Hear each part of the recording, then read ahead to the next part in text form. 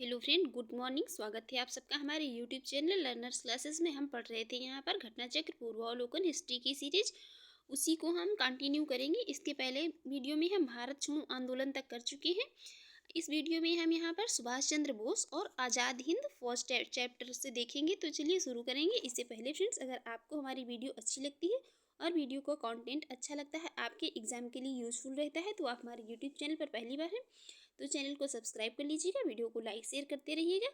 और यदि इसकी पीडीएफ चाहिए तो वीडियो के डिस्क्रिप्शन बॉक्स में टेलीग्राम का लिंक दे दिया गया है, वहाँ पर जाकर टेलीग्राम ग्रुप ज्वाइन कर लीजिए, वहाँ पर आपको इसकी पीडीएफ मिल जाएगी। चलिए हम देखेंगे आखिर आज़ाद हिंद फौज का जो है गठन क्यों करना पड़ा था और सुभाष चंद्र बोस ने जो है को जो है क्या ज़रूरत पड़ गई थी आज़ाद हिंद फौज को गठित करने की। चलिए शुरू करेंगे। नेताजी सुभाष चंद्र बोस का जन्म ये 23 जनवरी 1897 को उड़ीसा कटक में हुआ था। 1897 को उड़ीसा के कटक में हुआ था। उन्होंने वर्ष ये 1919 में कलकत्ता विश्वविद्यालय से स्नातक की उपाधि प्राप्त की और वर्ष ये 1920 में वह भारतीय नागरिक सेवा ICS में उत्तीर्ण हो गए थे। उसके बाद में उन्होंने इस पद से त्यागपत्र दे दिया और उसके बाद ये वर्ष 1938 से लेकर के 1939 तक वे कांग्रेस के अध्यक्ष बने रहे। उसके बाद ये वर्ष 1939 में ही कांग्रेस की अध्यक्षता से त्यागपत्र देकर के फॉरवर्ड ब्लॉक की स्थापना की। ये जो कांग्रेस के अध्यक्ष बने थे 1939 में ही कांग्रेस से जो है कांग्रेस की अध्यक्षता से त्यागपत्र दे दिया और त्यागपत्र देने के बाद इन्होंने ये फॉरवर्ड ब्लॉक की स्थापना की। और ये वर्ष 1941 में फिर ये जर्मनी चले जाती हैं और उन्होंने वर्ष जो है 1943 में आज़ाद हिंद फौज की कमान संभाली। ये आज़ाद हिंद फौज की कमान संभाली नेताजी ने। प्राय उन्हें ये नेताजी के नाम से स्मरण किया जाता है। ये जो सुभाष चंद्र बोस जी हैं, इनको जो है नेताजी के नाम से भी जाना जाता है। सुभाष चंद्र बोस को जो है ये वर्ष 1938 में भारतीय राष्ट्रीय कांग्रेस का अध्यक्ष बनने के बाद ये गुरुदेव रविंद्रनाथ टैगोर के द्वारा शांति निकेतन में देश नायक की उपाधि से सम्मानित किया गया था। इन्हें सुभाष चंद्र बोस जी को ये गुरुदेव रविंद्रनाथ टैगोर जो थे तो इन्होंने शांति निकेतन में ये देश नायक की उपाधि से इन्हें सम्मानित किया था। महात्मा गांधी ने उन्हें देशभक्तों का देशभक्त कहा था, नेताजी सुभाष चंद्र बोस जी को। सुभाष चंद्र बोस ये जो है इन्होंने 3 अप्रैल 1941 को ये जर्मनी पहुंचे थे। 3 अप्रैल 1941 को जर्मनी पहुंचे थे और 6 माह बाद ये जर्मन विदेश मंत्रालय की सहायता से उन्होंने जो है ये दी फ्री इंडिया सेंटर का भी गठन कर दिया। वो जो जर्मनी का विदेश मंत्रालय था उसकी सहायता लेकर के दी फ्री इंडिया सेंटर का गठन किया, जहां वे आज़ादी के पक्ष में पर्चे छपवाते थे और भाषण भी देते थे वहां पर। वर्ष 1941 के अंत तक ये जर्मन तानाशाह थे एडोल्फ हिटलर ने निर्वासित आज़ाद हिंद जो ये सरकार को मान्यता दे दी और सुभाष चंद्र बोस जो थे इनको आज़ादी की लड़ाई हेतु सेना गठित करने की सहमति भी दे दी वहाँ पर। फिर ये वर्ष 1942 में सुभाष चंद्र बोस ने जर्मनी के जनरल थे इरविन रोमेल, इनके ये उत्तरी अफ्रीका अभियान के दौरान पकड़े गए और ये भारतीय युद्धबंदियों को भर्ती कर 10,000 सैनिकों का दल गठित किया। इसे ही जो है ये दी फ्री इंडियन लीजन कहा गया। जो ये 10,000 सैनिकों का दल गठित किया था इन्होंने, इसी को जो है दी फ्री इंडियन लीजन कहा गया। और आज़ाद हिंद फौज की स्थापना जो है मूलतः किसने की थी, ये कैप्टन मोहन सिंह ने की थी।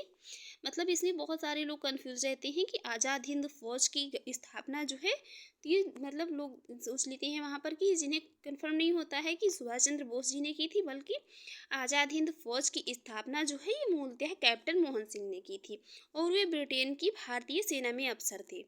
ये जो कैप्टन मोहन सिंह थे तो ये जो ब्रिटेन की भारतीय सेना थी इसमें अफसर थे। जब ब्रिटिश सेना पीछे हट रही थी तो मोहन सिंह जापानियों के साथ हो गए थे और जापानियों ने जब भारतीय सैनिकों को मोहन सिंह के सुपुर्द कर दिया तो वे उन लोगों को आज़ाद हिंद फौज में भर्ती करने लगे। फिर ये दिसंबर 1941 में उत्तरी मलय के जंगलों में कैप्टन मोहन सिंह के नेतृत्व वाली ये पंजाब रेजिमेंट की टुकड़ी जापानी सेना से पराजित हो जाती है और इस टुकड़ी की अंग्रेज lieutenant colonel L V Fitzpatrick Japan के युद्धबंदी हुए। किंतु क्या हुआ, ये जो बैंकॉक निवासी भारतीय सिख ज्ञानी प्रीतम सिंह के जिम्मेदारी लेने पर कैप्टन मोहन सिंह और अन्य जो भी भारतीय सैनिकों को युद्धबंदी के बजाय जापान के मित्र का दर्जा दे दिया गया। जापान के मेजर आईवाजी, ये जापान के मेजर थे आईवाची फुजीवारा। और ये ज्ञानी प्रीतम सिंह जो थे, इन्होंने ये कैप्टन मोहन सिंह को इंडियन नेशनल आर्मी का नेतृत्व करने के लिए उत्साहित किया। ये फिर दिसंबर 1941 के अंत में ये कैप्टन मोहन सिंह इसके नेतृत्व के लिए जो ये है मतलब इसके लिए ये सहमत हो गए।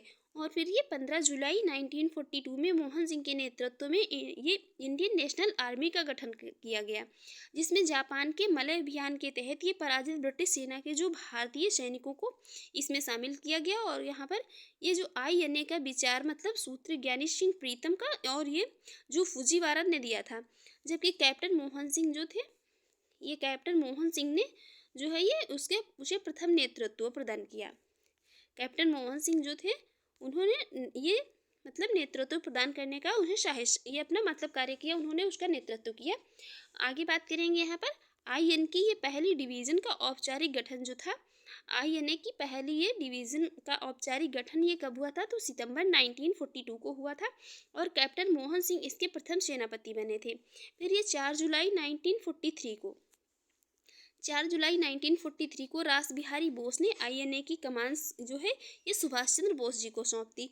और ये 21 अक्टूबर 1943 को सुभाष चंद्र बोस ने सिंगापुर में स्वतंत्र ये भारत की आज़ादी मतलब ये जो भारत की अस्थायी सरकार मतलब कि आज़ाद हिंद सरकार का गठन किया सुभाष चंद्र बोस जी ने सिंगापुर में।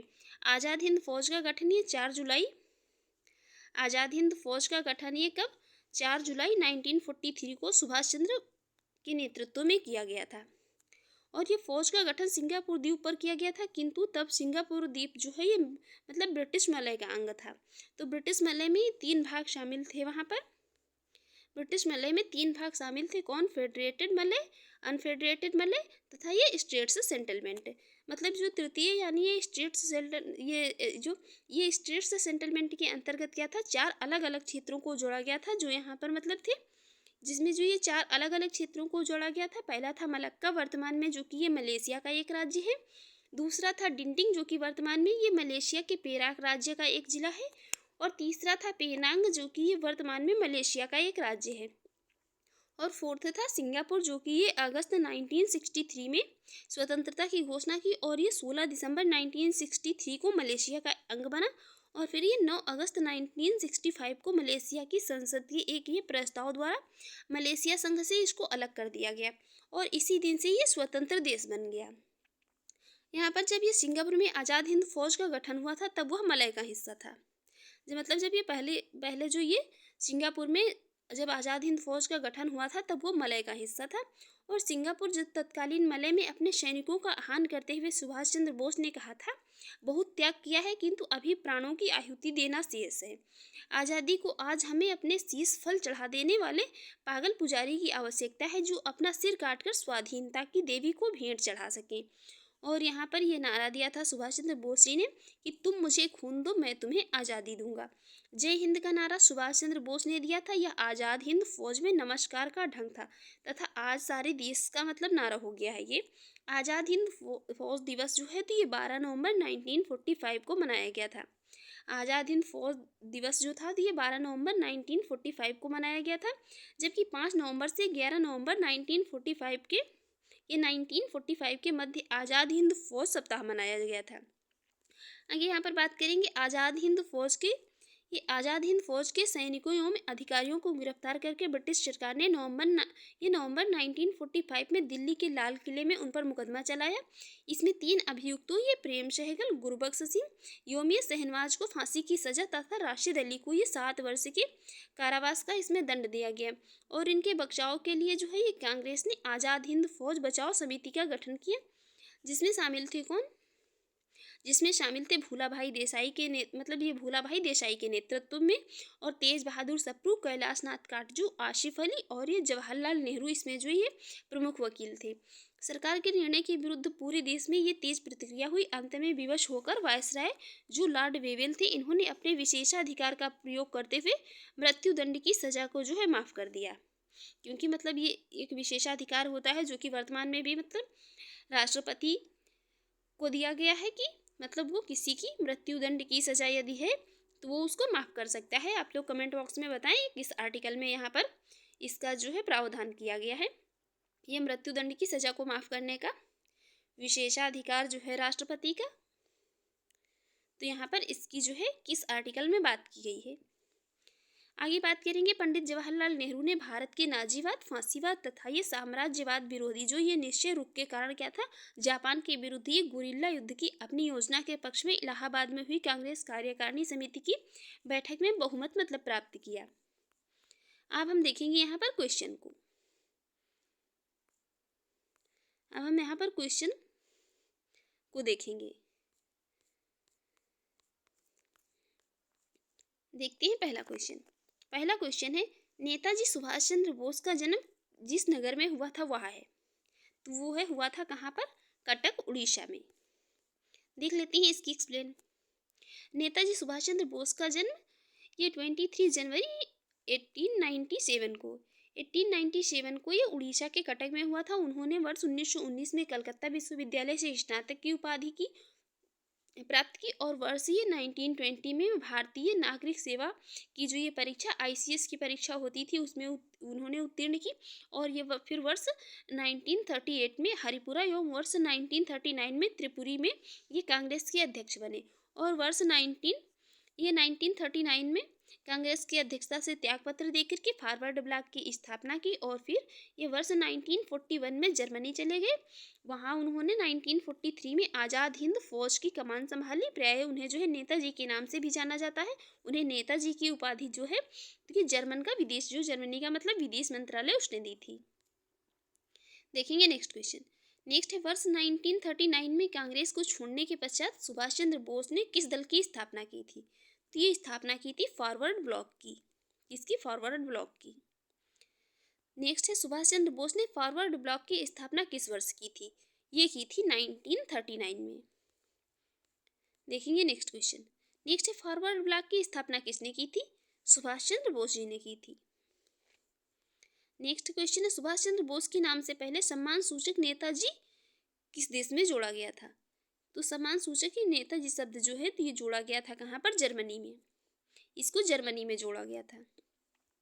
नेक्स्ट यहाँ पर फॉरवर्ड ब्लॉक किसके द्वारा स्थापित किया गया था, फॉरवर्ड ब्लॉक जो है इसको स्थापित किया गया था सुभाष चंद्र बोस जी के द्वारा। नेक्स्ट है यहाँ पर INA मानसिक पुत्र था। INA मानसिक पुत्र था किसका, ये ज्ञानी प्रीतम सिंह का, और ये था ज्ञानी प्रीतम सिंह का और मेजर आईवाची फुजीवारा का। देख लेते हैं इसकी एक्सप्लेन।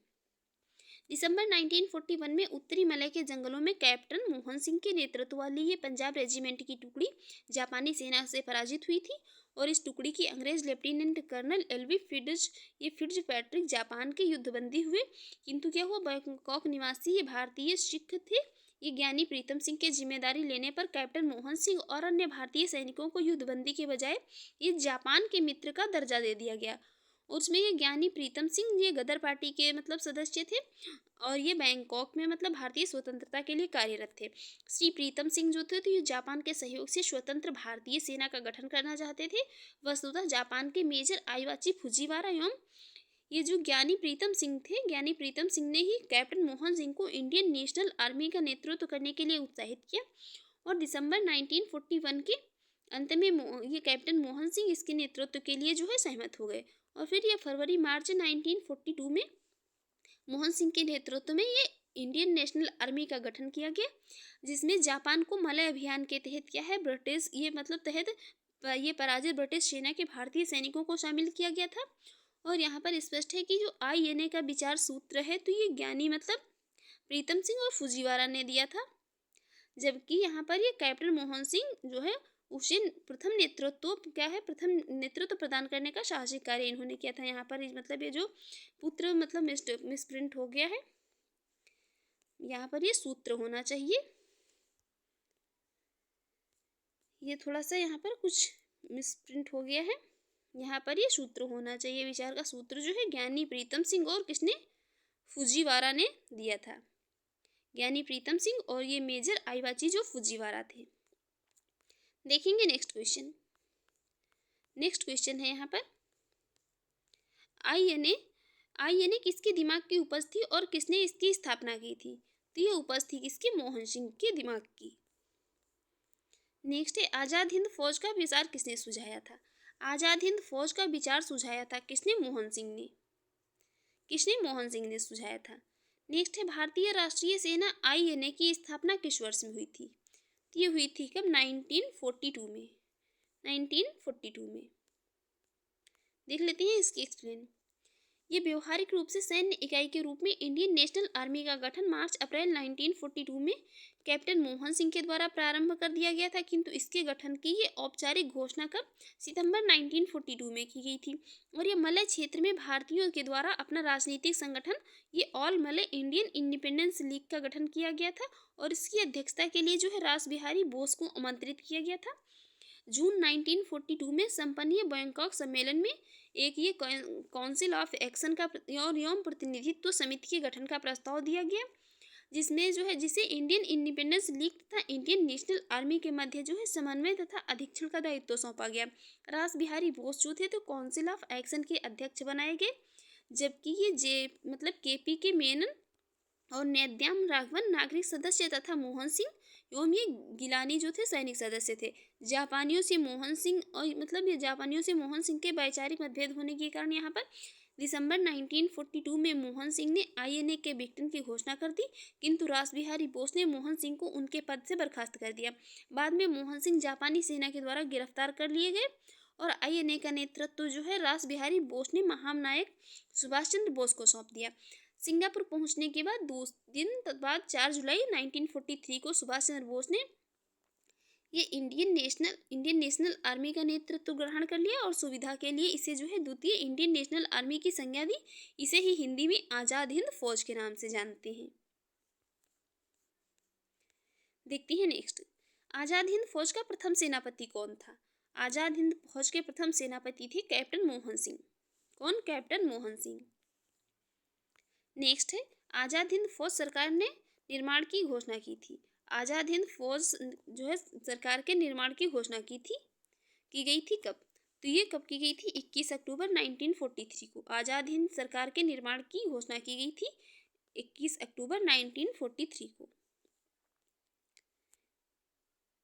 और कहाँ पर ये सुभाष चंद्र बोस ने सिंगापुर में की थी। देखेंगे next question. Next Subhash Chandra Bose ने स्वतंत्र भारत की अंतरिम सरकार की स्थापना की घोषणा की थी। ये कब की थी? 21 अक्टूबर 1943 को। नेक्स्ट है 1943 में आज़ाद हिंद फौज अस्तित्व में आई थी। तो ये आई थी कहाँ पर? तत्कालीन मलय में। तत्कालीन जो है कहाँ पर? मलय में।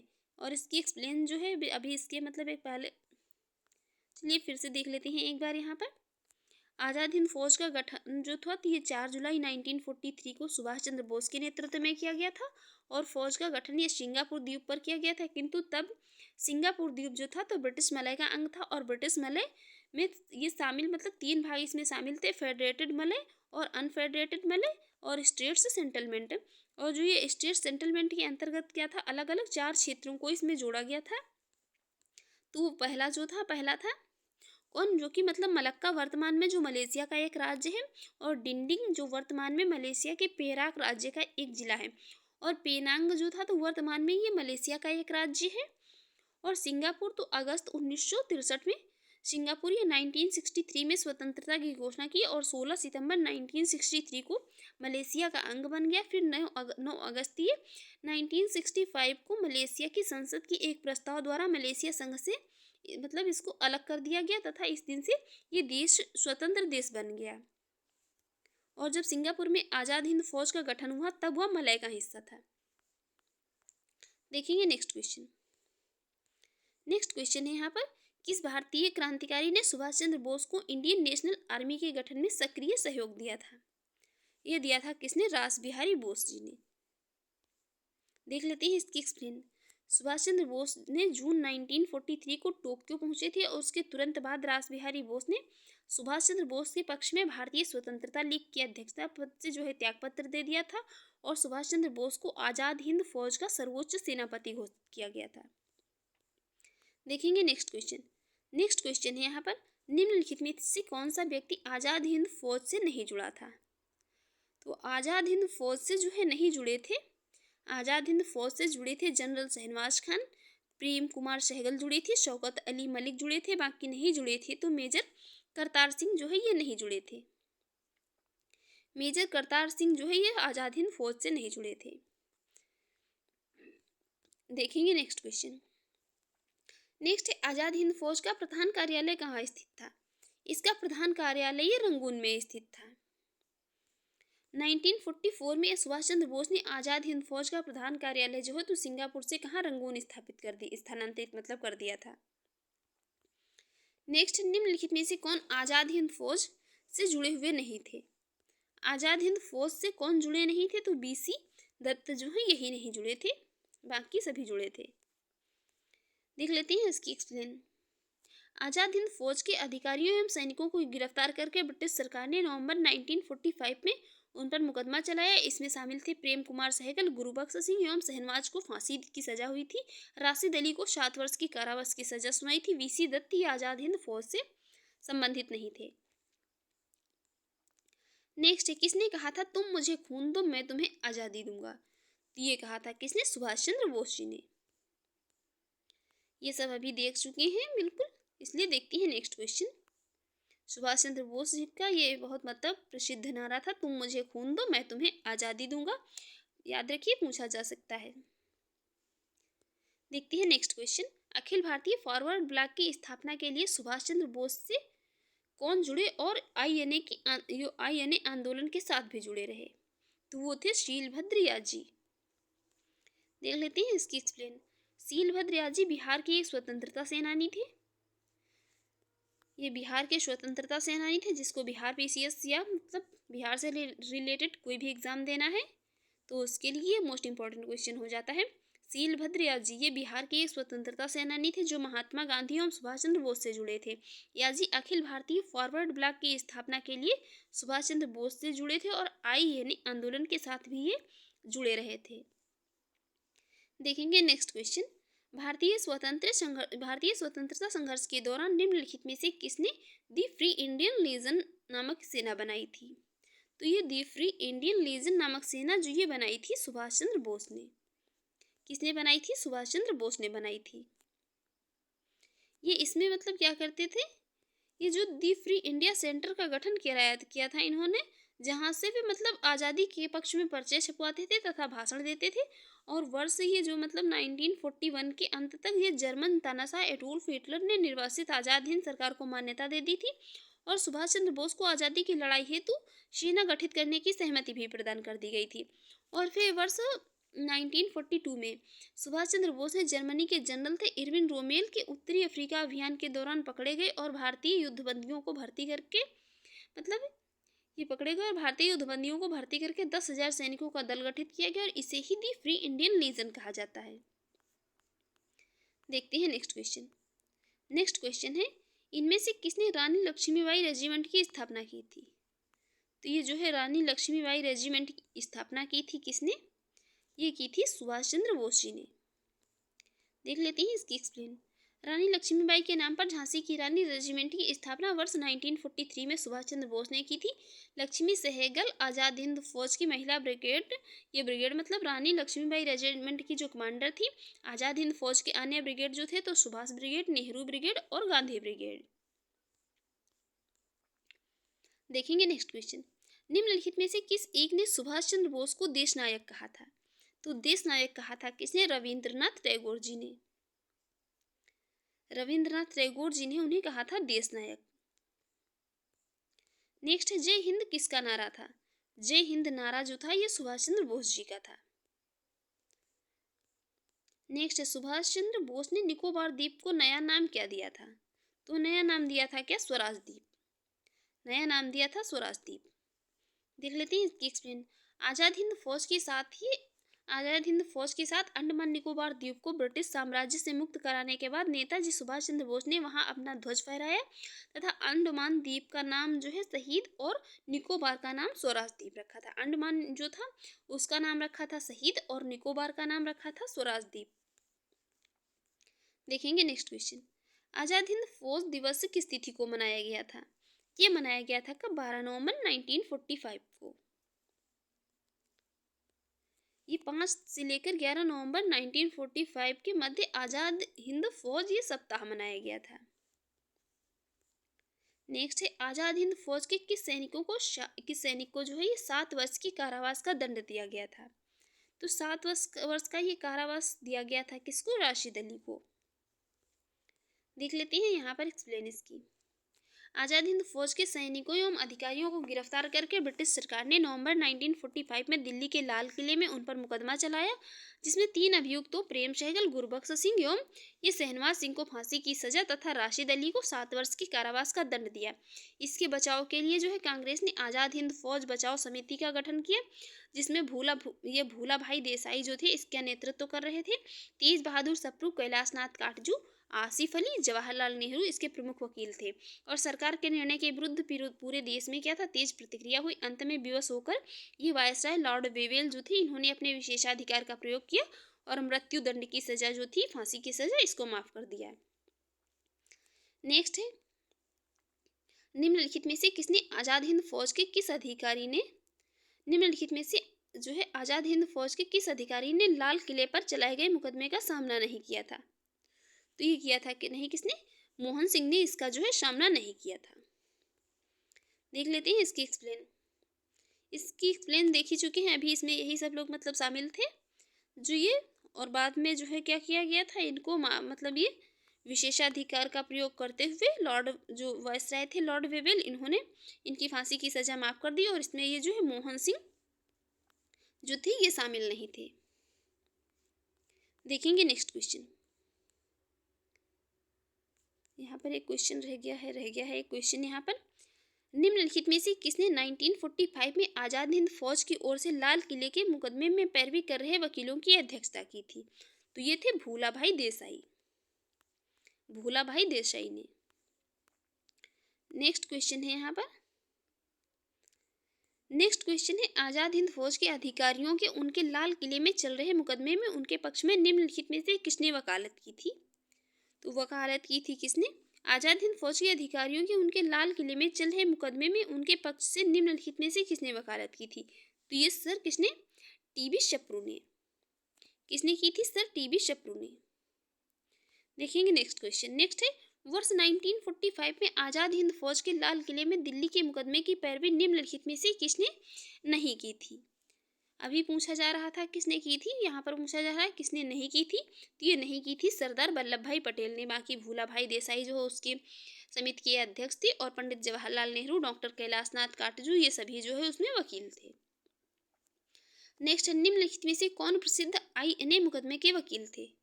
तो इसके मुकदमे के वकील जो थे भूला भाई देसाई थे और कौन थे? ये थे आशफ अली।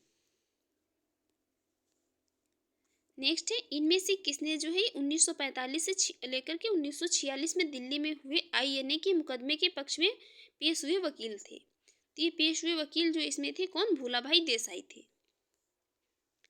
नेक्स्ट क्वेश्चन है यहाँ पर, दिल्ली के लाल किले में प्रसिद्ध आज़ाद हिंद फौज पर अभियोग चलाया गया था। तो अभियोग जो है यहाँ पर चलाया गया था 1945 में, 1945 में। नेक्स्ट है यहाँ पर, INA के अधिकारियों पर मुकदमा चलाया गया था। तो ये लाल किला दिल्ली में चलाया गया था। देख लेते हैं इसकी एक्सप्लेन। इसमें ये जो मतलब ये 3 अधिकारी थे कौन? मेजर शहनवाज खां, कर्नल गुरबख्श सिंह और ये गुरबख्श सिंह ढिल्लन और ये कर्नल जो प्रेम सहगल थे, ये इसमें शामिल थे, जिन पर क्या था? राजद्रोह का मुकदमा चलाया गया था। और इस मुकदमे में बचाव के पक्ष में वकीलों का नेतृत्व किसने? भूला भाई देसाई ने किया था। देखेंगे नेक्स्ट क्वेश्चन। नेक्स्ट है, औपनिवेशिक भारत के संदर्भ में शहनवाज खान, प्रेम कुमार सहगल और गुरबख्श सिंह ढिल्लो याद किए जाते हैं। तो ये याद किए जाते हैं किसके लिए? आज़ाद हिंद फौज ये इंडियन नेशनल आर्मी के अधिकारियों के रूप में। किसके लिए याद किए जाती हैं? आज़ाद हिंद फौज इंडियन नेशनल आर्मी के अधिकारियों के रूप में। देखेंगे नेक्स्ट क्वेश्चन। नेक्स्ट क्वेश्चन है यहाँ पर। नेक्स्ट क्वेश्चन है, वर्ष 1945 की प्रमुख घटनाएं हैं और इनका सही अरेंजमेंट बताना है। 1945 की प्रमुख घटनाएं हैं। तो 1945 की प्रमुख घटना है वेवेल योजना, शिमला सम्मेलन और ये आज़ाद हिंद फौज मुकदमा, बाकी ये नौसेना विद्रोह जो है तो ये 1945 की घटना नहीं है। आज़ाद हिंद ये नौसेना विद्रोह जो है तो ये नौसेना विद्रोह का ये कब हुआ था? ये हुआ था 18 से लेकर 23 फरवरी 1946 में। देखेंगे नेक्स्ट क्वेश्चन। नेक्स्ट क्वेश्चन है यहाँ पर, सुभाष चंद्र बोस का राजनीतिक गुरु कौन था? तो सुभाष चंद्र बोस के राजनीतिक गुरु जो थे तो वो सी.आर. दास थे। कौन थे? देशबंधु चित्तरंजन दास। नेक्स्ट क्वेश्चन है यहाँ पर, इलाहाबाद में संपन्न कांग्रेस कार्यकारिणी समिति की बैठक में निम्नलिखित सदस्यों में से एक सदस्य भारत के नाजीवाद, फांसीवाद तथा साम्राज्यवाद विरोधी निश्चित रूप के कारण जापान के विरुद्ध ये गुरिल्ला युद्ध की अपनी योजना के पक्ष में बहुमत जुटाने में सक्षम हुए थे। वे यहाँ पर बताना है कौन थे? तो वो थे कौन? जवाहरलाल नेहरू थे। देख लेते हैं इसके एक्सप्लेन।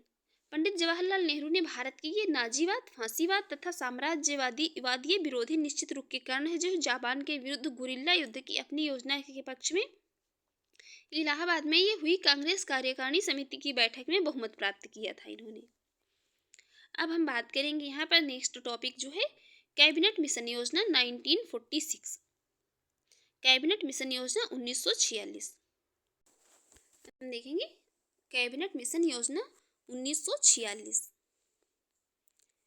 ये ब्रिटेन में 26 जुलाई 1945 को इटली के नेतृत्व में ब्रिटिश मंत्रिमंडल ने सत्याग्रहण की थी और नौसेना विद्रोह के बाद ये 19 फरवरी 1946 को द्वितीय विश्व युद्ध के बाद भारत में सचिव थी Lord Pethick Lawrence. Lord Pethick Lawrence ने भारत में संवैधानिक सुधारों के लिए जो है एक ये शिष्टमंडल भेजने का निर्णय लिया था। मतलब भारत में जो संवैधानिक सुधारों के लिए एक शिष्टमंडल भेजने का निर्णय लिया। कैबिनेट मिशन जो था तो ये 24 मार्च 1946 को दिल्ली आता है। इसके अध्यक्ष थे भारत में मंत्री ये लॉर्ड पैथिक लॉरेंस।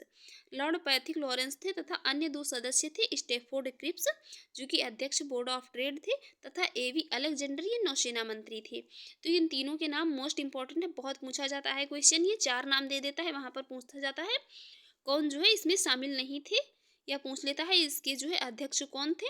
तो इन तीनों लोगों के नाम याद रखिए। भारत मंत्री थे Lord Pethick Lawrence, Stafford Cripps और ए.वी. अलेक्जेंडर। तो ये इसमें कैबिनेट मिशन में शामिल थे। आगे बात करेंगे यहाँ पर कैबिनेट मिशन ने त्रिस्तरीय शासन व्यवस्था को सुझाया और प्रांतों के छोटे अथवा बड़े गुट बनाने के अधिकार की पुष्टि की तथा प्रांतों में जो है आबा और सा 3 श्रेणियों में विभक्त किया प्रांतों को। 16 मई 1946 को ये कैबिनेट मिशन ने अपने प्रस्तावों की घोषणा की। इसके जो ये प्रस्ताव थे तो उनको देख लेते हैं। इसका पहला प्रस्ताव था कि भारत की एकता बनाई रखी जाए। दूसरा था मुस्लिम लीग की पाकिस्तान की मांग ठुकरा दी जाए। तीसरा था भारत एक संघ होगा जिसमें ब्रिटिश प्रांत तथा देसी रियासतें शामिल होंगी। और चौथा इसका जो है प्रस्ताव था कि संविधान निर्मात्री संस्था या संविधान सभा का गठन प्रांतीय विधानसभाओं तथा देसी रियासतों के प्रतिनिधियों द्वारा किया जाए। और कैबिनेट मिशन ये 1946 में वायसराय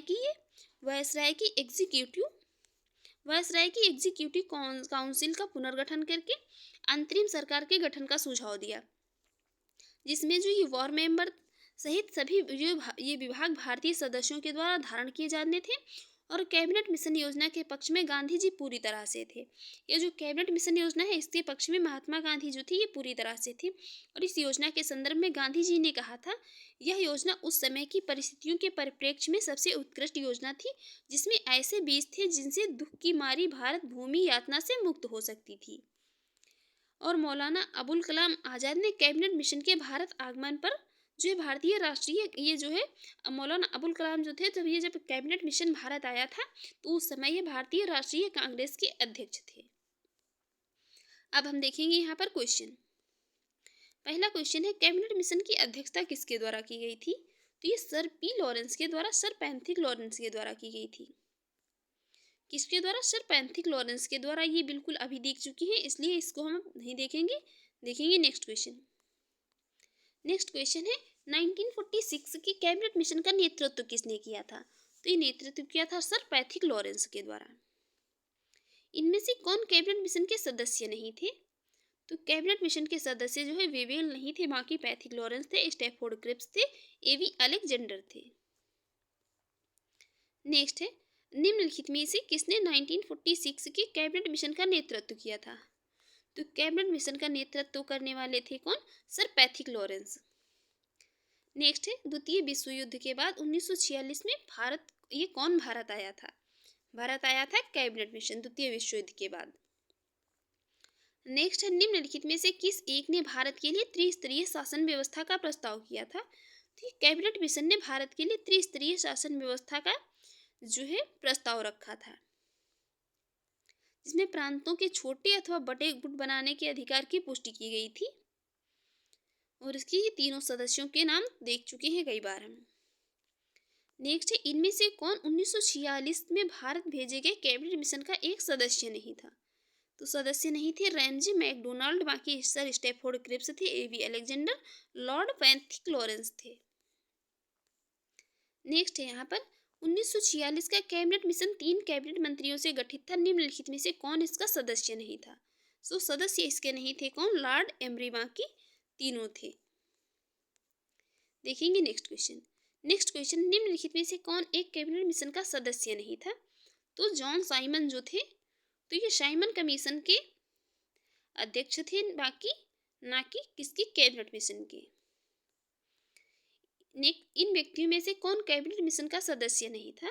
तो विलियम वुड जो है ये कैबिनेट मिशन के सदस्य नहीं थे, बाकी सर स्टैफोर्ड क्रिप्स थे, पैथिक लॉरेंस थे, एवी अलेक्जेंडर थे। नेक्स्ट है यहाँ पर, इसका प्रस्ताव मई में आया। इसमें अभी भी भारत को विभाजन मुक्त रखने की आकांक्षा थी, जिसका ब्रिटिश प्रांतों से मिलकर बने एक संघीय राज्य का स्वरूप होना था। ये उपर्युक्त मतलब जो है किसके लिए बात कही जा रही है? तो ये कहा जा रहा है कैबिनेट मिशन के संबंध में। कैबिनेट मिशन ने यहाँ पर ये प्रमुख प्रस्ताव रखे थे कि भारत की एकता बनाई रखी जाए, मुस्लिम लीग की पाकिस्तान की जो मांग है ये ठुकरा दी जाए, क्योंकि मुस्लिम लीग की मांग थी कि अपने लिए मतलब एक मुसलमानों के लिए अलग मतलब राष्ट्र बनाने की मांग थी उनकी, तो इसको ठुकरा दिया जाए। भारत एक संघ होगा जिसमें ब्रिटिश प्रांत तथा देसी रियासतें शामिल होंगी। संविधान निर्मात्री जो ये संस्था या संविधान सभा का गठन प्रांतीय विधानसभाओं तथा देसी रियासतों के प्रतिनिधियों के द्वारा किया जाए। तो ये यहाँ पर शर्तें जो है इसमें रखी गई थी, प्रस्ताव इसके थे। नेक्स्ट है, कैबिनेट मिशन योजना के विषय में निम्नलिखित में से कौन सा सही नहीं है? बताना है कौन सा यहाँ पर सही नहीं है। देखते हैं कितने यहाँ पर जो यही सही नहीं है कि पाकिस्तान की स्वीकृति की बात वहाँ पर नहीं रखी गई थी। यही वहाँ पर कहा गया था कि जो ये पाकिस्तान मतलब अलग राष्ट्र बनाने की मांग है इसको ठुकरा दिया जाए। नेक्स्ट है यहाँ पर, निम्नलिखित में से किसने वायसराय की एग्जीक्यूटिव काउंसिल के पुनर्गठन का सुझाव दिया था, जिसमें वॉर मेंबर सहित सभी विभाग भारतीय नेताओं द्वारा धारण किए जाने थे? तो ये किसमें? कैबिनेट मिशन 1946 में। किसमें? कैबिनेट मिशन 1946 में। यहाँ पर सेम वही क्वेश्चन रिपीट किया गया है, इसलिए देखेंगे नेक्स्ट क्वेश्चन। नेक्स्ट है, कैबिनेट मिशन के संदर्भ में निम्नलिखित कथनों में से कौन सा कथन सही है? 3 स्टेटमेंट है। पहला है, इसमें एक संघीय सरकार के लिए सिफारिश की गई थी, बिल्कुल करेक्ट है। दूसरा है, इसमें भारतीय न्यायालयों की शक्तियों का विस्तार, इसमें भारतीय न्यायालयों की शक्तियों की बात नहीं की गई थी। इसमें आईसीएस में और अधिक भारतीयों के लोग बंद किए थे, इसमें ये बात भी कोई नहीं की गई थी। इसमें केवल ये जो है स्टेटमेंट यहाँ पर जो है ये पहला वाला करेक्ट हो जाएगा। देख लेते हैं इसकी एक्सप्लेन। कैबिनेट मिशन ये 24 मार्च 1946 को दिल्ली पहुंचा और भारत के विभिन्न राजनीतिक दलों से लंबी बातचीत हुई, जिसमें भारत की प्रमुख राजनीतिक पार्टियां मुस्लिम लीग तथा कांग्रेस के मध्य भारत की एकता तथा बंटवारे के विषय में समझौता नहीं हो सका था। इसलिए ये शिष्टमंडल ने अपनी ओर से समस्या का हल प्रस्तुत किया। ये प्रस्ताव वायसराय थे लॉर्ड वीवेल तथा शिष्टमंडल ने एक संयुक्त वक्तव्य में ये 16 मई 1946 को प्रकाशित किया।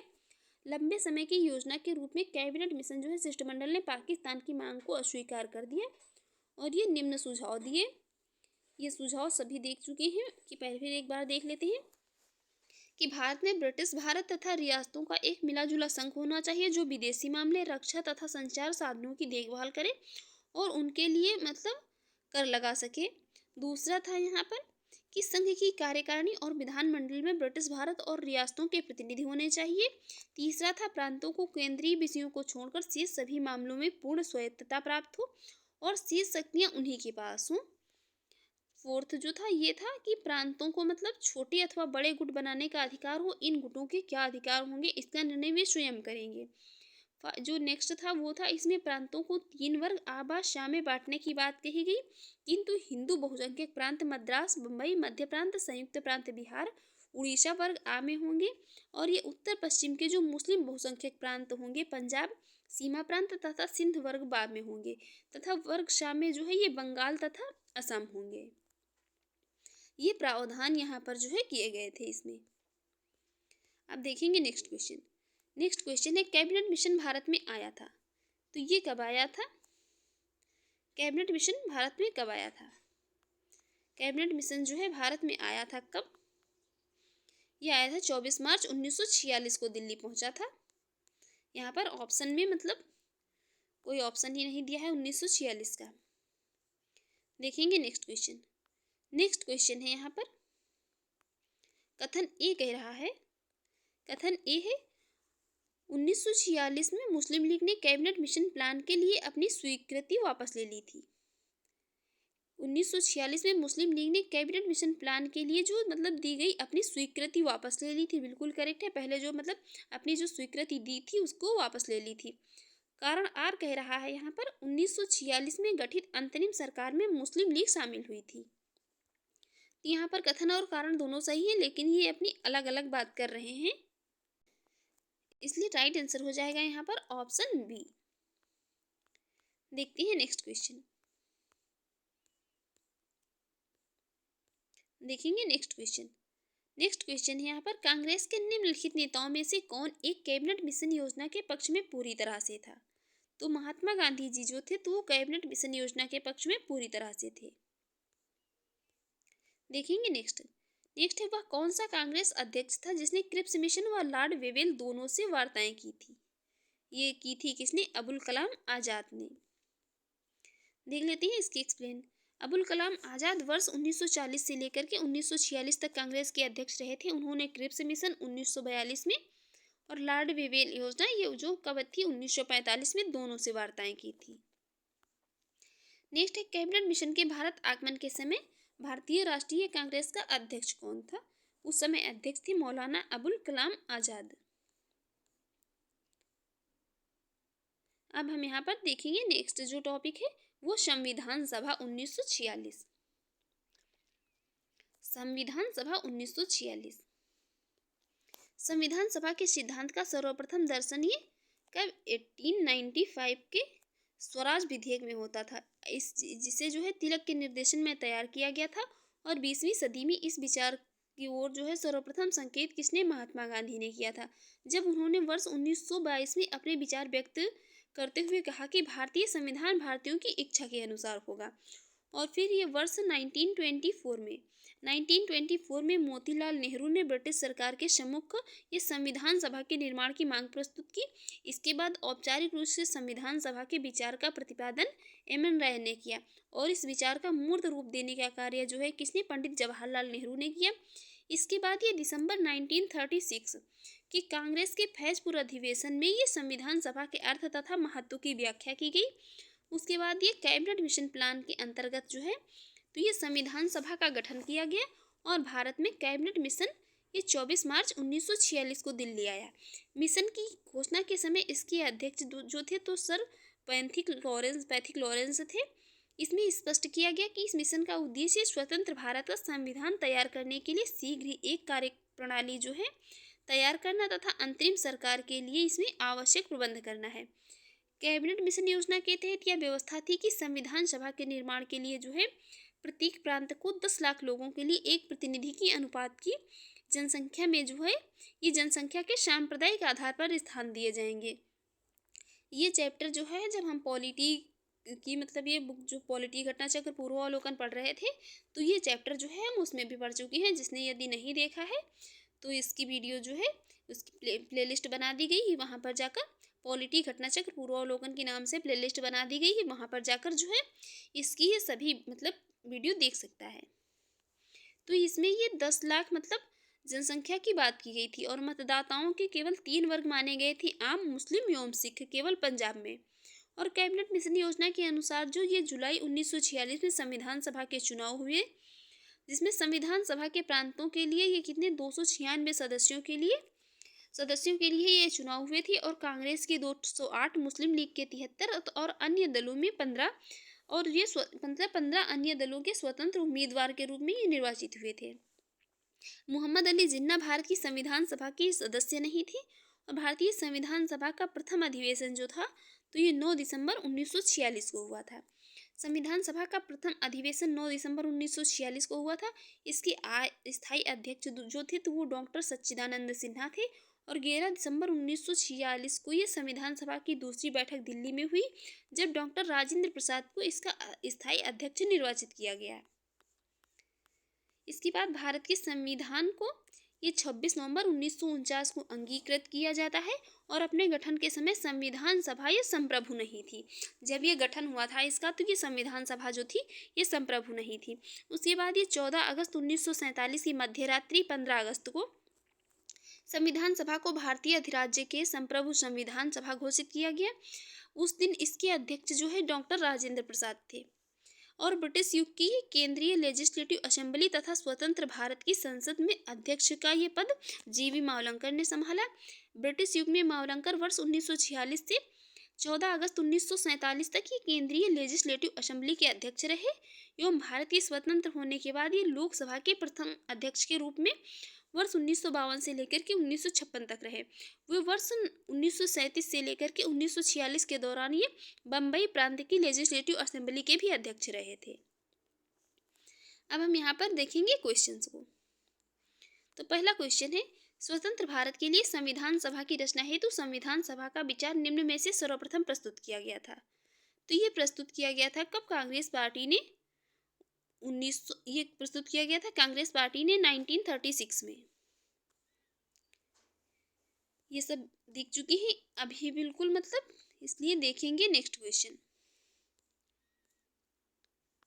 ये यहाँ पर विचार इसका जो है, जब ये संविधान सभा इसका जो ये विचार किसने प्रस्तुत किया था, इसके बाद ये औपचारिक रूप से संविधान सभा के विचार का प्रतिपादन किसने जो है ये एम.एन. राय ने किया था और इस विचार का मूर्त रूप देने का कार्य किसने? पंडित जवाहरलाल नेहरू ने किया था।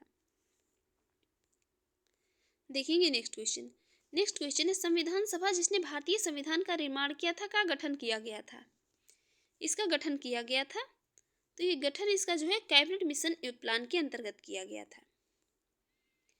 ये कैबिनेट मिशन प्लान के अंतर्गत संविधान सभा का गठन किया गया था। भारत में कैबिनेट मिशन कब? 24 मार्च 1946 को दिल्ली आया था, जिसमें 3 लोग थे, ये Lord Pethick Lawrence, Lord E.V. Alexander तथा सर स्टैफोर्ड क्रिप्स ये सम्मिलित थे। नेक्स्ट, निम्नलिखित में से किस एक ने भारत के लिए संविधान सभा के गठन का विचार दिया था? ये विचार दिया था किसने? कैबिनेट मिशन ने।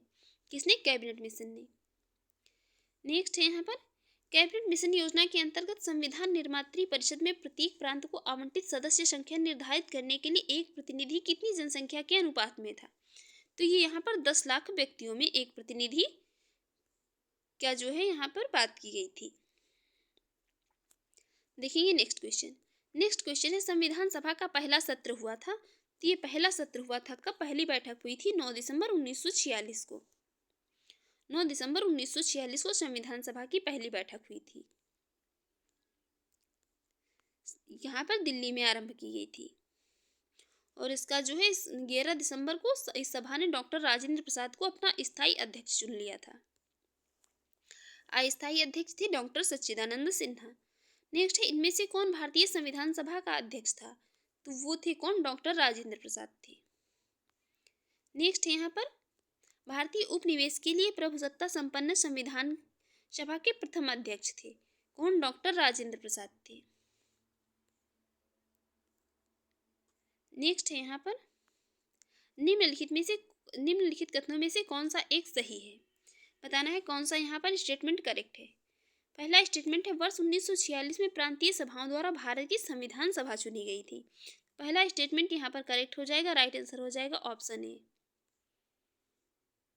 कैबिनेट मिशन योजना के अनुसार जो है जुलाई 1946 में संविधान सभा के चुनाव हुए थे और संविधान सभा के प्रांतों के लिए कितने 296 सदस्यों के लिए ही एक चुनाव हुए थे, जिसमें कांग्रेस के 208, मुस्लिम लीग के 73 तथा 15 अन्य दलों और स्वतंत्र उम्मीदवार के रूप में इसमें निर्वाचित हुए थे। मोहम्मद अली जिन्ना भारत की संविधान सभा के सदस्य नहीं थे और ये संविधान सभा का प्रथम अधिवेशन कब 9 दिसंबर 1946 को हुआ था। इसकी अस्थायी अध्यक्ष जो थे डॉक्टर सच्चिदानंद सिन्हा थे। और 11 दिसंबर 1946 को यह संविधान सभा की दूसरी बैठक दिल्ली में हुई थी, जब डॉक्टर राजेंद्र प्रसाद को इसका स्थायी अध्यक्ष निर्वाचित किया गया था। और भारत की संविधान को 26 नवंबर 1949 को अंगीकृत किया गया था। देखेंगे नेक्स्ट क्वेश्चन। नेक्स्ट क्वेश्चन है, सच्चिदानंद सिन्हा किसके साथ जुड़े थे। सच्चिदानंद सिन्हा जो जुड़े थे किसके साथ, भारत छोड़ो आंदोलन के साथ जुड़े थे। नेक्स्ट क्वेश्चन है यहाँ पर, निम्न में से किसने ब्रिटिश युग में केंद्रीय लेजिस्लेटिव असेंबली तथा स्वतंत्र भारत की संसद में अध्यक्ष का पद संभाला था। ये संभाला था किसने, जीवी मावलंकर ने। किसने, जीवी मावलंकर ने संभाला था। अब हम बात करेंगे यहाँ पर अंतरिम सरकार के गठन की। अंतरिम सरकार का गठन हुआ था 1946 में। यहाँ पर अंतरिम शब्द से एक जो है हमें करंट का क्वेश्चन याद आ रहा है। आप लोग कमेंट बॉक्स में बताएं इस बार जो है कौन सा बजट पेश किया गया है, जो अभी 2 फरवरी को पेश किया गया है। किसके द्वारा, हमारी वित्त मंत्री निर्मला सीतारमण जी के द्वारा। और ये निर्मला सीतारमण जी ने जो है कौन सा मतलब बजट कौन से नंबर का पेश किया है, और ये जो है इस बार कौन सा बजट पेश किया गया है, आप लोग कमेंट बॉक्स में जरूर बताएं। देखिए अंतरिम सरकार का गठन 1946। ये कांग्रेस द्वारा वायसराय के नवीनतम प्रस्तावों को स्वीकार कर लेने के बाद ही 12 अगस्त 1946 को लॉर्ड वेवेल ने कांग्रेस अध्यक्ष जवाहरलाल नेहरू को अंतरिम सरकार के गठन के लिए आमंत्रित किया। और ये 24 अगस्त 1946 को पंडित नेहरू के नेतृत्व में भारत की पहली अंतरिम राष्ट्रीय सरकार की घोषणा तथा ये 2 सितंबर 1946 को इसका गठन हुआ, जिसमें प्रारंभ में मुस्लिम लीग की भागीदारी नहीं थी। उसके बाद ये डॉक्टर राजेंद्र प्रसाद वर्ष 1946 में बनी भारत की अंतरिम सरकार में ये minister of agriculture and food मतलब थे। ये खाद्य एवं कृषि मंत्री थे। कौन, डॉक्टर राजेंद्र प्रसाद।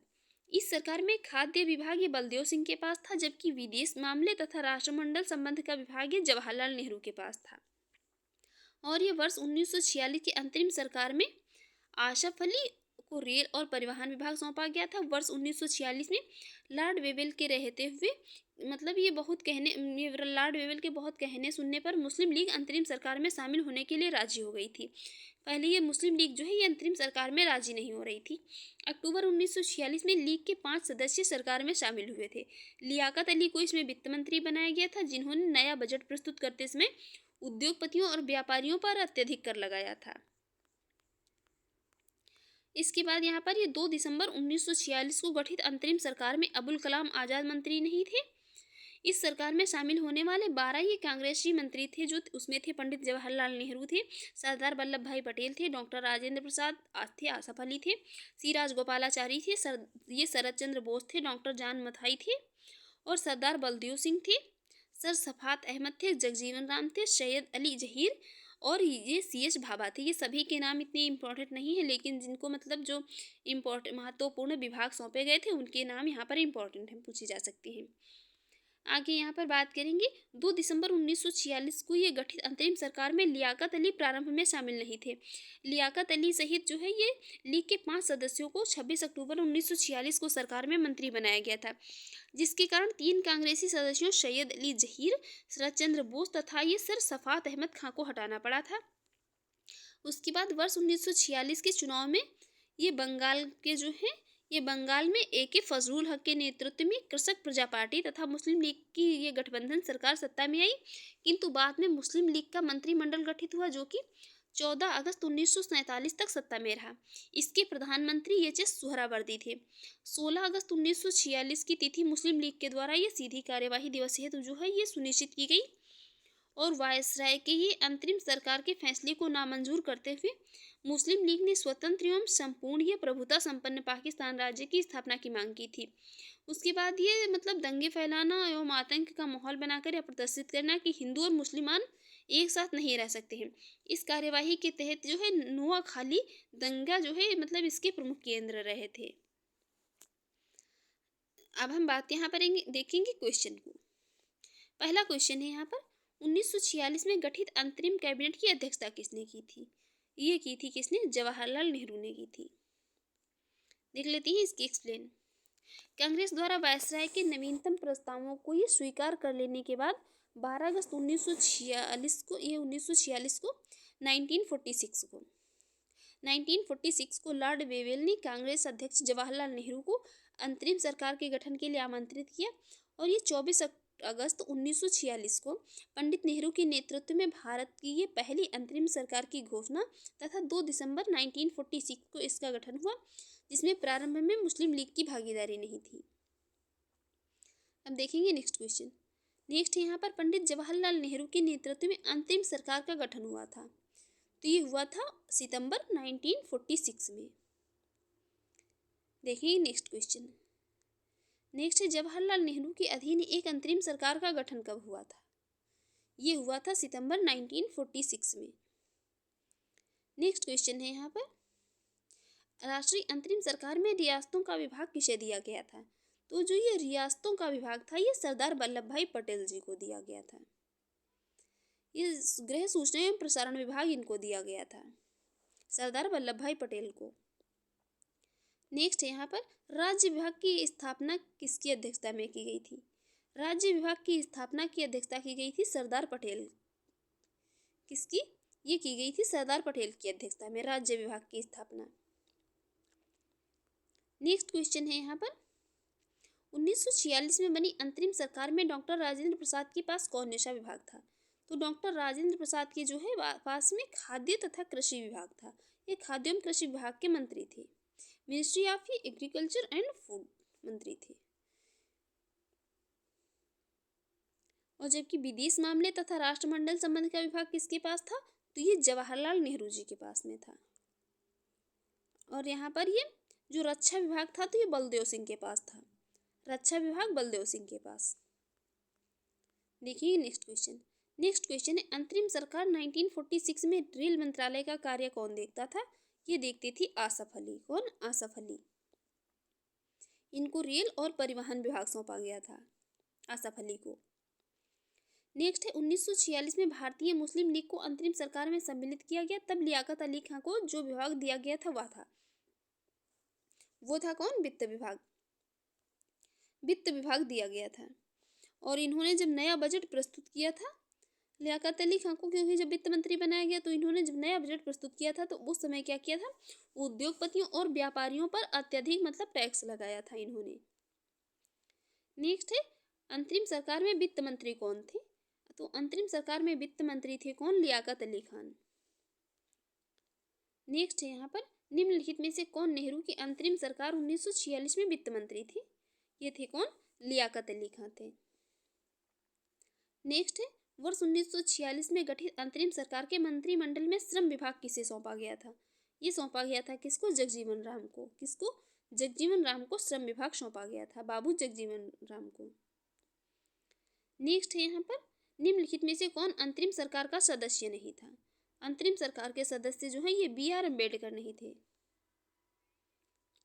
B.R. अम्बेडकर नहीं थे अंतरिम सरकार के सदस्य। बाकी इनके सभी नाम हम 12 लोगों के मतलब अभी देख चुके थे।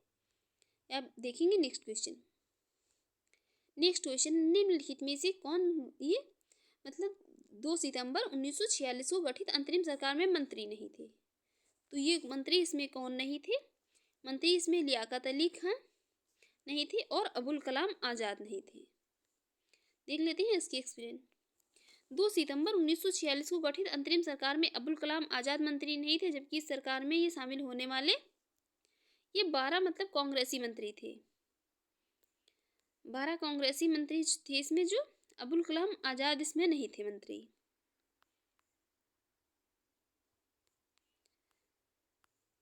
ये मतलब अबुल कलाम आज़ाद इसमें नहीं मंत्री थे। बाकी ये 12 लोगों के नाम अभी हम देख चुके थे, इसलिए नेक्स्ट फिर से नहीं देखेंगे। और इसमें जो है ये जब हालांकि मतलब जो ये 2 सितंबर 1946 को जब ये अंतरिम सरकार गठित हुई थी तब ये इसमें लियाकत अली नहीं थे, ये मतलब जो है कि बाद में शामिल हुए थे। लियाकत अली जो है ये प्रारंभ में शामिल नहीं थे, इसलिए यहाँ पर इसमें जो है ये लियाकत अली जो है प्रारंभ में इसमें नहीं शामिल थे, बाकी ये बाद में शामिल हुए थे। और अबुल कलाम आज़ाद जो है इसमें नहीं थे, बाकी ये लियाकत अली बाद में शामिल हो गए थे, पहले नहीं शामिल थे। अब देखेंगे नेक्स्ट क्वेश्चन। नेक्स्ट है 1946 के चुनाव के पश्चात मुस्लिम लीग ने किस प्रांत में अपनी सरकार बनाई थी? ये बनाई थी कहाँ पर? बंगाल में। यहाँ पर बंगाल में। देखेंगे नेक्स्ट क्वेश्चन। नेक्स्ट क्वेश्चन है यहाँ पर,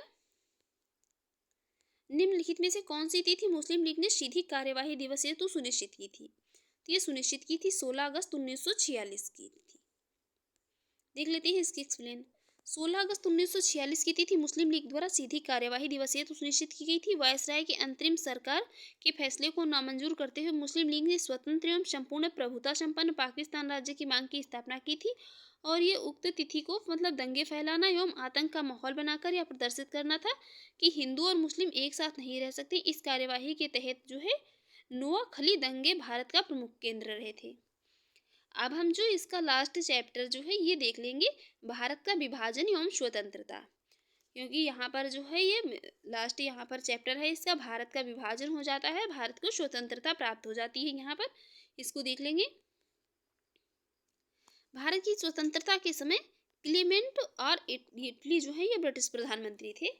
भारत को जब मतलब भारत स्वतंत्र हुआ था तो उस समय जो प्रधानमंत्री थे तो वो क्लीमेंट इटली थे। इनका कार्यकाल ये 1945 से लेकर के 1951 तक रहा था। इस दौरान जो है ये लेबर पार्टी सत्ता से थे। ये ब्रिटेन में लेबर पार्टी सत्ता से थे और ब्रिटेन में प्रधानमंत्री इटली जो थे इन्होंने 20 फरवरी 1947 को हाउस ऑफ कॉमन्स में यह घोषणा की थी कि ब्रिटेन जो है जून 1948 के पहले ही उत्तरदायी लोगों को सत्ता हस्तांतरित करने के उपरांत क्या है ये भारत छोड़ देगा। उन्होंने मतलब ही कहा था कि ब्रिटिश सरकार भारत के विभाजन के लिए उत्तरदायी नहीं है। उन्होंने कहा था कि जो ये मतलब भारत का विभाजन हो गया है तो ये भारत के विभाजन के लिए जो है तो ब्रिटिश सरकार इसके लिए उत्तरदायी नहीं है। इटली ने लॉर्ड वेवेल के स्थान पर लॉर्ड माउंटबेटन को जो है भारत का वायसराय नियुक्त किया, जिन्होंने ये 24 मार्च 1947 को वायसराय का पद ग्रहण कर शीघ्र ही क्या ये सत्ता जो है मतलब हस्तांतरण के लिए पहल शुरू कर दी। उन्होंने सत्ता हस्तांतरण के साथ जो है यथासंभव भारत को संयुक्त रखने की विशेष हिदायत दी गई थी, तथापि जो है उन्हें इस बात के लिए भी अधिकृत किया गया था कि वे भारत की परिवर्तित परिस्थितियों के अनुरूप निर्णय ले सकते हैं ताकि ब्रिटेन जो है सम्मानजनक रूप से न्यूनतम हानि के साथ भारत से हट सके। और माउंटबेटन जो थे माउंटबेटन शीघ्र ही ये सत्ता हस्तांतरण संबंधी ये वार्ताओं के दौरान इस निष्कर्ष पर पहुंचे कि भारत का बंटवारा जो है तथा पाकिस्तान की स्थापना आवश्यक हो गई है। उन्होंने इटली के वक्तव्य के दायरे में भारत विभाजन की एक योजना तैयार की जिसे माउंटबेटन योजना के नाम से जाना जाता। माउंटबेटन योजना ये 3 जून 1947 के अनुरूप ब्रिटिश संसद द्वारा जुलाई 1947 में ये भारतीयों के लिए जो है मतलब भारतीय स्वतंत्रता अधिनियम द इंडियन इंडिपेंडेंस एक्ट पारित किया गया, जिसमें ये भारत और पाकिस्तान नामक दो डोमिनियनों की स्थापना के लिए 15 अगस्त 1947 की तिथि को निश्चित किया गया। आगे यहाँ पर बात करेंगे भारतीय स्वतंत्रता विधेयक। ये भारतीय स्वतंत्रता विधेयक 4 जुलाई 1947 को ब्रिटिश प्रधानमंत्री क्लीमेंट इटली के द्वारा हाउस ऑफ कॉमन्स में पेश किया जाता है और 15 जुलाई 1947 को हाउस ऑफ कॉमन्स के द्वारा तथा इससे अगले दिन ही 16 जुलाई 1947 को हाउस ऑफ लॉर्ड्स द्वारा इस विधेयक को पारित कर दिया जाता है। उसके बाद इस विधेयक को जो है राजकीय स्वीकृति 18 जुलाई 1947 को प्राप्त हो जाती है और फिर 24 मार्च से 6 मई 1947 के बीच भारतीय नेताओं के साथ जो है ये 133 साक्षात्कारों की तीव्र श्रृंखला के बाद माउंटबेटन ने तय किया कि कैबिनेट मिशन की रूपरेखा अब व्यवहारिक हो चुकी है। तब उन्होंने एक मतलब ये वैकल्पिक योजना बनाई जिसे बाल्कन प्लान का गुप्त नाम दिया गया। इन्होंने ये गुप्त योजना बनाई बाल्कन प्लान और ब्रिटिश भारत के वायसराय लॉर्ड माउंटबेटन द्वारा भारत और पाकिस्तान के बीच पंजाब और बंगाल में सीमाओं के निर्धारण के लिए ये 30 जून 1947 को ये पंजाब सीमा आयोग और बंगाल सीमा आयोग के नाम से 2 आयोग गठित किए गए। सिरिल रेडक्लिफ को इन दोनों आयोगों का अध्यक्ष बनाया गया। सिरिल रेडक्लिफ जो थे इन दोनों आयोगों के अध्यक्ष बने और इन आयोगों का कार्य पंजाब और ये बंगाल को जो है मुस्लिम और गैर मुस्लिम आबादी के आधार पर 2 भागों में बांटने हेतु सीमा निर्धारण करना था, मतलब एक मुस्लिम आबादी और दूसरी गैर मुस्लिम आबादी। इस कार्य में इन्हें और मतलब इन्होंने और भी कारकों का ध्यान रखना था। प्रत्येक आयोग में 4 सदस्य थे जिनमें से 2 भारतीय राष्ट्रीय कांग्रेस के थे और 2 मुस्लिम लीग से थे। गांधी जी की प्रथम मुलाकात माउंटबेटन से 31 मार्च 1947 को हुई थी। गांधी जी का यह सुझाव था कि अंतरिम सरकार पूर्ण रूप से जो है लीग के नेता जिन्ना के हाथों सौंप दी जाए। जिससे क्या होगा, जिससे भारत में ये सांप्रदायिक दंगों को रोका जा सके। परंतु गांधी जी का यह सुझाव कांग्रेस के नेताओं तथा ये वर्किंग कमेटी को मान्य नहीं था।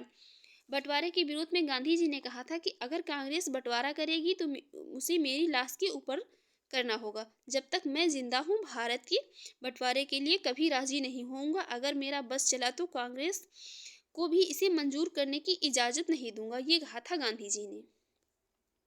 आगे यहाँ पर बात करेंगे यहाँ पर ये 15 जून 1947 को जिस समय कांग्रेस महासमिति ने दिल्ली में भारत के विभाजन का प्रस्ताव स्वीकृत किया, उस समय कांग्रेस के अध्यक्ष आचार्य जो थे जेबी कृपलानी थे।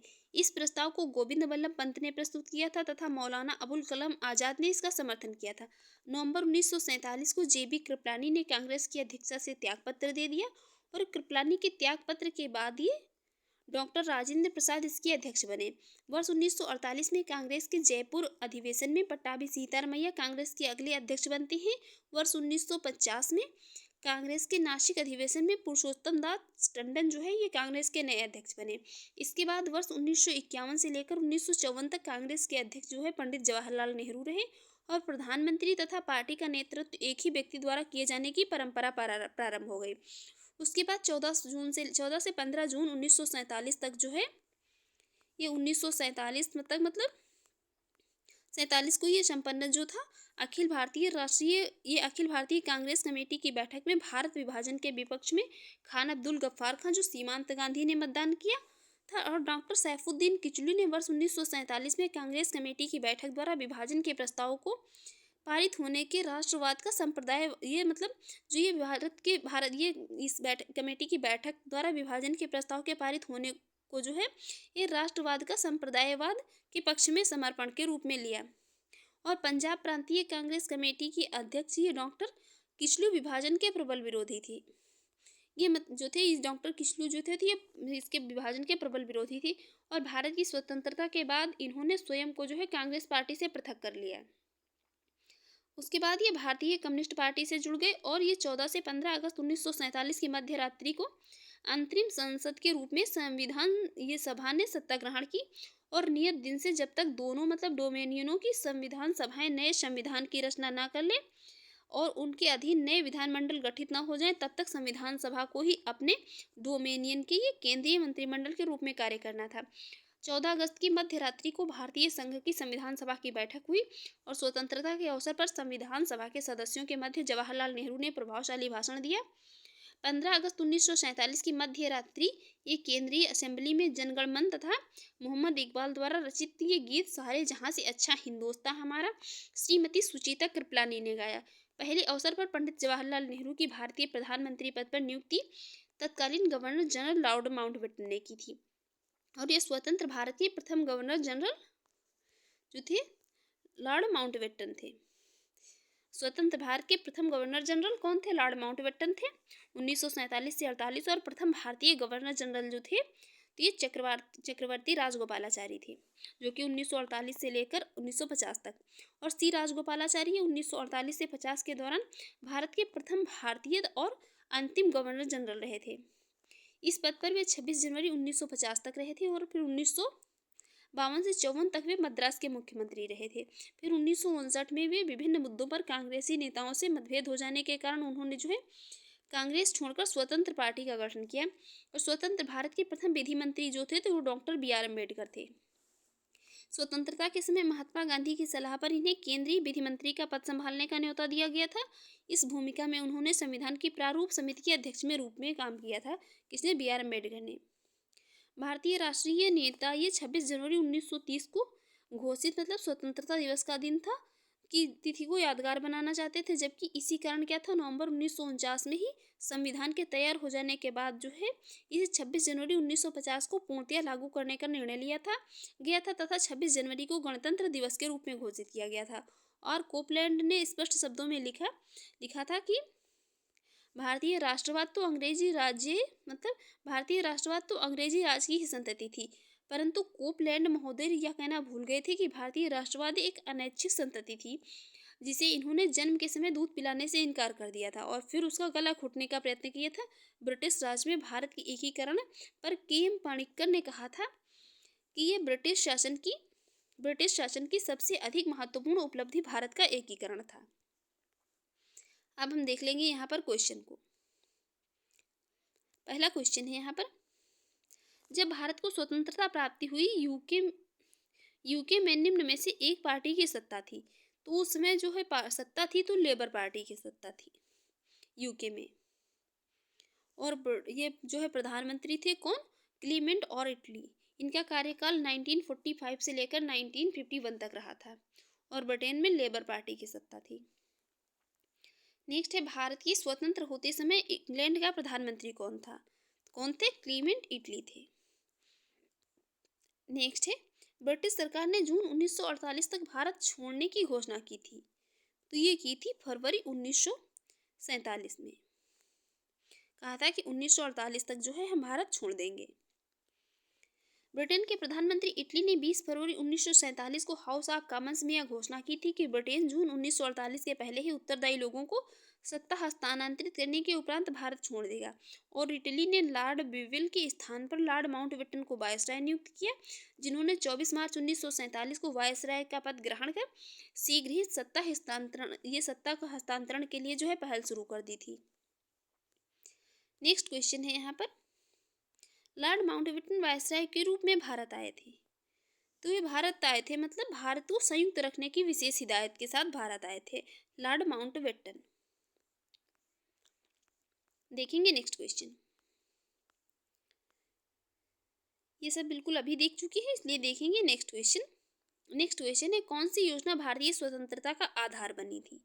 तो भारतीय स्वतंत्रता का आधार जो बनी थी माउंटबेटन योजना बनी थी। देख लेते हैं इसकी एक्सप्लेन। माउंटबेटन ने 15 अगस्त 1947 को भारतीयों को सत्ता ये सौंपने का दिन निर्धारित किया था। लगभग 2 माह चली वार्ताओं के बाद माउंटबेटन इस निष्कर्ष पहुंचे कि विभाजन ही एकमात्र विकल्प है। अतः उन्होंने इटली के वक्तव्य के दायरे में भारत विभाजन की एक योजना तैयार की, जिसे माउंटबेटन योजना के नाम से जाना जाता है। नेक्स्ट है, माउंटबेटन योजना आधार बनी थी। तो ये आधार बनी थी ये सत्ता की हस्तांतरण की और किसकी? देश के विभाजन की।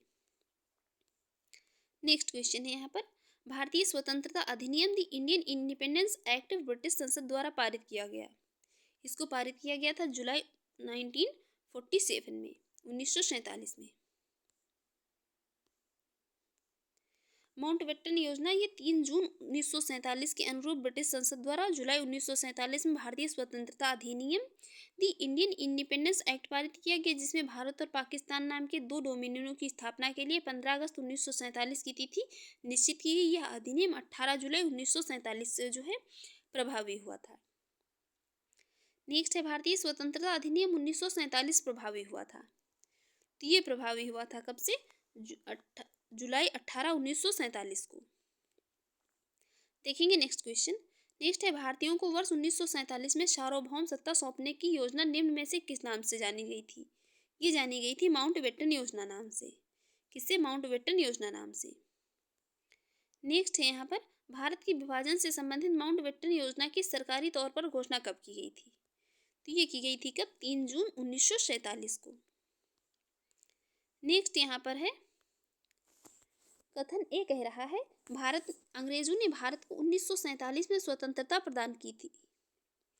अंग्रेजों ने भारत को 1947 में स्वतंत्रता प्रदान कर दी। करेक्ट है यहाँ पर।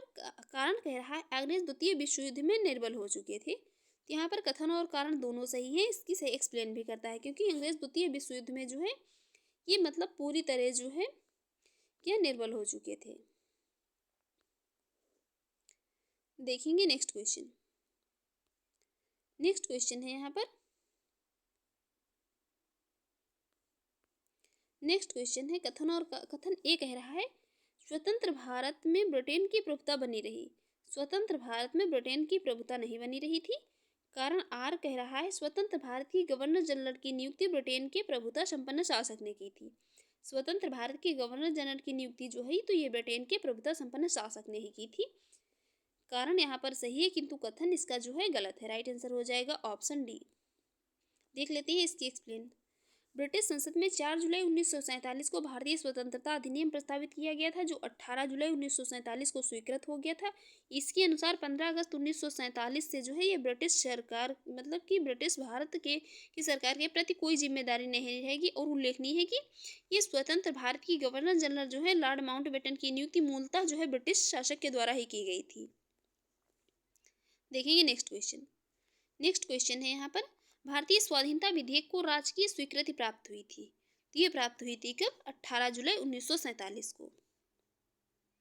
कब प्राप्त हुई थी? 18 जुलाई 1947 को। देख लेते हैं इसकी एक्सप्लेन। भारतीय स्वतंत्रता विधेयक 4 जुलाई 1947 को ब्रिटिश प्रधानमंत्री क्लेमेंट इटली द्वारा हाउस ऑफ कॉमन्स में पेश किया गया और 15 जुलाई 1947 को हाउस ऑफ कॉमन्स द्वारा तथा इसके अगले दिन 16 जुलाई 1947 को हाउस ऑफ लॉर्ड्स द्वारा इस विधेयक को पारित किया गया। तत्पश्चात इस विधेयक को स्वीकृति ये 18 जुलाई 1947 को प्राप्त हुई थी। देखेंगे नेक्स्ट क्वेश्चन। नेक्स्ट क्वेश्चन है यहाँ पर, ये भारत के विभाजन का वाल्कन प्लान उपज था। तो ये उपज जो है किसका था? ये उपज जो वाल्कन प्लान था ये उपज था लॉर्ड माउंटबेटन के मस्तिष्क का। देख लेते हैं इसकी एक्सप्लेन। 24 मार्च से 6 मई 1947 के बीच भारतीय नेताओं के साथ जो 133 साक्षात्कारों की ये तीव्र श्रृंखला के बाद माउंटबेटन ने तय किया कि कैबिनेट मिशन की रूपरेखा अव्यवहारिक हो चुकी है। तब उन्होंने एक वैकल्पिक योजना बनाई जिसे बाल्कन का गुप्त नाम दिया गया।